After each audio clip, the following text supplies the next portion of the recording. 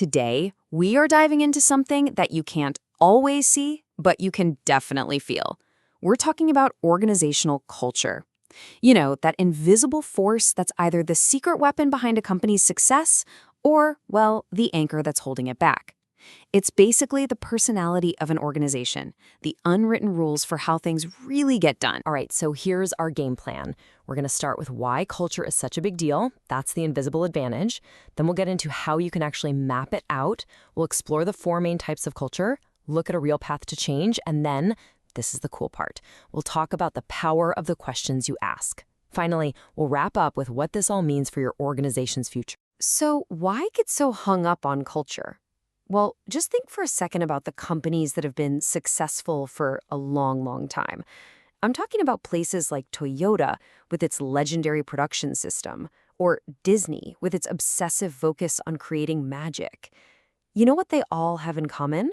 A really distinctive, powerful, and easy-to-spot culture. And that really gets to the heart of what the research tells us. Lasting success, it turns out, often has less to do with a brilliant strategy or market conditions, and way more to do with the shared values humming away inside the company. So, culture isn't just this fluffy stuff. It's a serious competitive advantage. And hey, this isn't just a theory. The data backs it up. One big study our source talks about compared high-performing companies, think PepsiCo, Walmart, against a set of similar but lower-performing ones. And the single biggest thing that set them apart? You guessed it. The top performers had stronger, more consistent cultures that really valued their customers, their employees, and their shareholders. The performance gap wasn't small either. It was huge. Okay, so if culture is so incredibly important, how do we even get our arms around it? I mean, how do you diagnose something that feels so intangible? What we need is a way to make the invisible visible. We need a map. And for that, we turn to a really cool diagnostic tool called the Competing Values Framework. It sounds complicated, but it's actually this beautifully simple map that plots a culture based on 2 fundamental tensions, 2 big questions every single organization has to grapple with. So what are these tensions? Well, the first one is all about structure. Think of it as a spectrum. On one end, you've got flexibility, freedom, and dynamism. On the other end, you've got stability, predictability, and control. The second tension is about focus. Is the organization mainly looking inward at its own people and how they work together? Or is it looking outward, focused on the marketplace, on the competition, and on standing out? And where a company lands on those 2 axes, that's what really defines its culture. That culture is the sum of all its shared values and norms. It's the stuff everyone just knows, the assumptions that guide how you act, even when the boss isn't around. It's the organization's true north. Now, here's where it gets really interesting. When you lay out those 2 axes, 4 very different cultural quadrants pop out. Each one is like its own major archetype, with a totally unique style, focus, and idea of what success even looks like. So here are the 4 types. First, you've got the clan culture. It's collaborative, feels like a big family.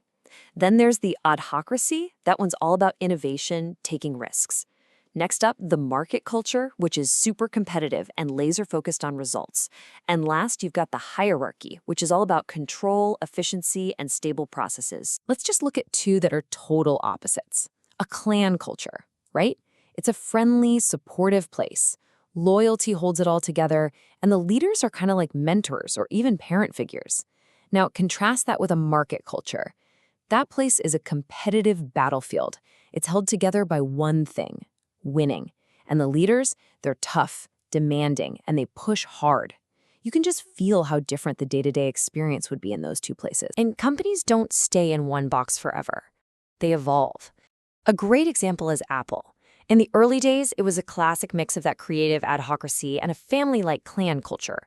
But as it got bigger, it needed more structure. So when they brought in John Scully, it started to shift toward a hierarchy culture with more rules and processes. Then, of course, Steve Jobs comes back and, bam, he pushes it right back to that intense focus on innovation and the adhocracy we know today. Okay, so we can map our current culture. But what if that culture isn't what we need to win in the future? Well, the good news is your culture isn't your destiny. You can actually deliberately change it. And the framework gives us a clear 6-step roadmap for doing just that. You start by getting everyone to agree on the culture you have now and the culture you want. Then you get really clear on what that change actually means. And this next part is critical. You find stories that bring the new culture to life.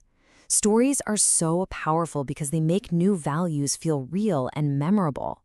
Only then do you build out your strategy and your implementation plans. It's a very logical, structured process. So you have your structured path, but how you walk that path can make all the difference in the world.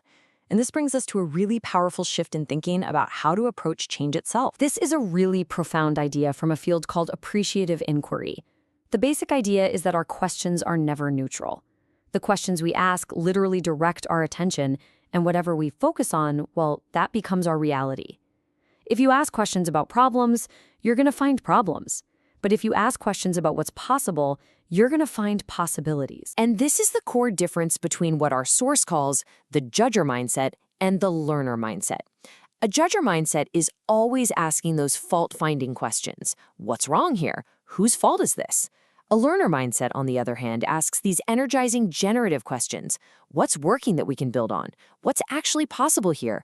What can we learn? Adopting a learner mindset can be totally transformative. Instead of just doing a gap analysis, focusing on the gap between where you are and where you want to be, you focus on finding the best of what already exists. You look for those high points, those hidden strengths, and you imagine a future that just amplifies that positive core. It completely changes the energy of the whole process, from fixing what's broken to building on what's great. So, we've covered a lot of ground. We've seen why culture matters so much, how to actually diagnose it, and, just as important, how to think about changing it. It really all comes down to 2 key things. First, you have the map, that's the competing values framework, which lets you see where you are right now. And second, you have the compass, the learner mindset, to guide you where you want to go in a way that's positive and actually energizing for everyone involved. So with these tools in hand, the real question isn't just about what your culture is today. The real question is, what do you have the courage and the vision to help it become tomorrow? What journey will you begin?